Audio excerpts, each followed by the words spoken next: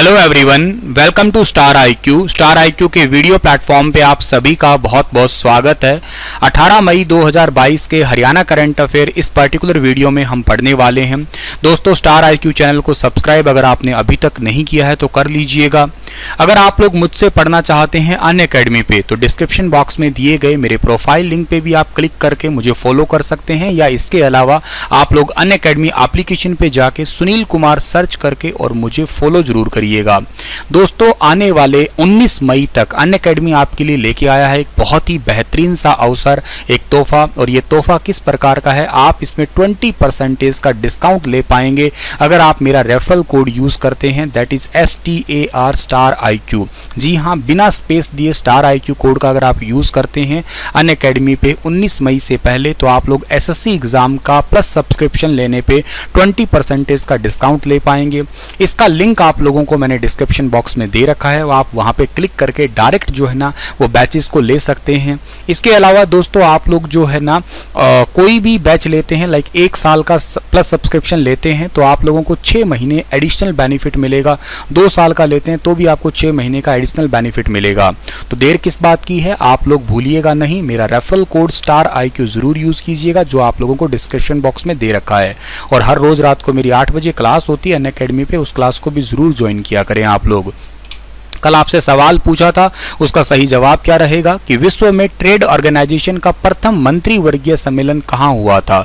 तो दुनिया भर के अंदर जो है ना ट्रेड ऑर्गेनाइजेशन का पहला मंत्रिवर्गीय सम्मेलन हुआ था सिंगापुर के अंदर, यानी कि ऑप्शन नंबर बी जो है ना इस सवाल का बिल्कुल ठीक रहेगा।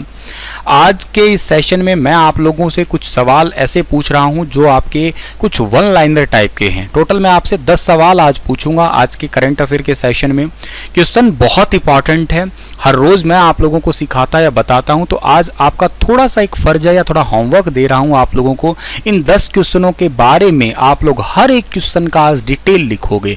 आज मैं होमवर्क दे रहा हूं तुम्हें, मैं देखना चाहता हूं कि आप लोगों की प्रेजेंस ऑफ माइंड कितनी है या कितने लोग ऐसे हैं जो एक्टिव है। पहली बात। दूसरी बात, बहुत सारे बच्चों की मेरे पास शिकायतें हैं जो ये है कि सर करंट अफेयर्स को प्लीज मॉर्निंग में डाला करें, शाम को पढ़ने का कोई टाइम नहीं होता।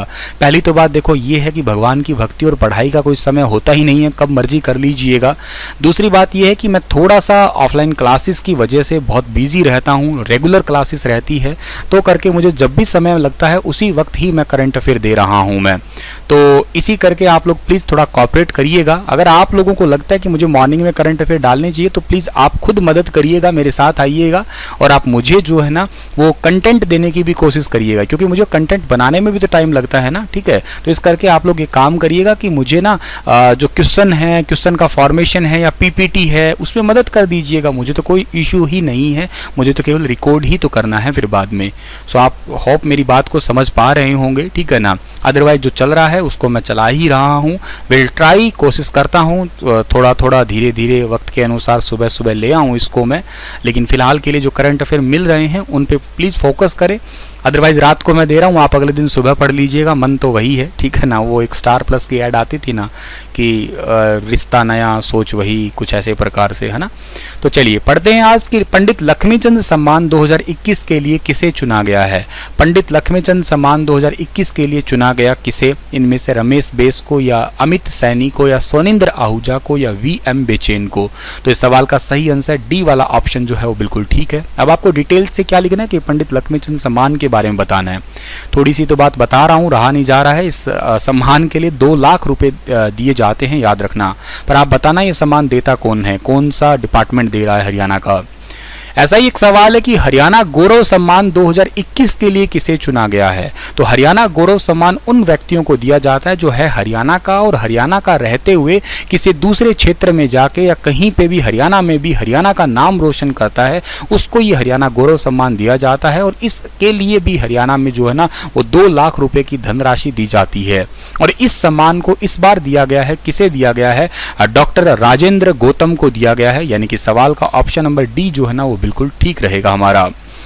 हरियाणा के किस गांव में राज्य का पहला गवर्नमेंट होम्योपैथिक मेडिकल कॉलेज और अस्पताल बनाया जा रहा है? तो हरियाणा राज्य का पहला गवर्नमेंट होम्योपैथिक मेडिकल कॉलेज बनाया जा रहा है हरियाणा के चंदपुरा गांव में। ऑप्शन नंबर बी जो है ना इस सवाल का ठीक है।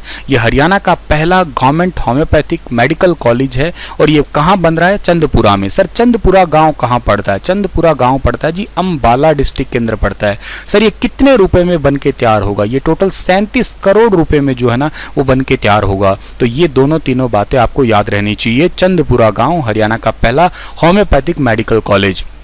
आप होम्योपैथिक डे कब मनाते हैं? कमेंट में मुझे इस सवाल में जरूर बताइएगा। हरियाणा का पहला कौशल वृद्धि केंद्र किस गांव में स्थापित किया गया है? तो हरियाणा का पहला जो है ना कौशल वृद्धि केंद्र स्किल एनहांसमेंट सेंटर जो है ना वो सेटअप किया गया है उचाना खुर्द के अंदर। और ये सेटअप करने वाले कौन हैं?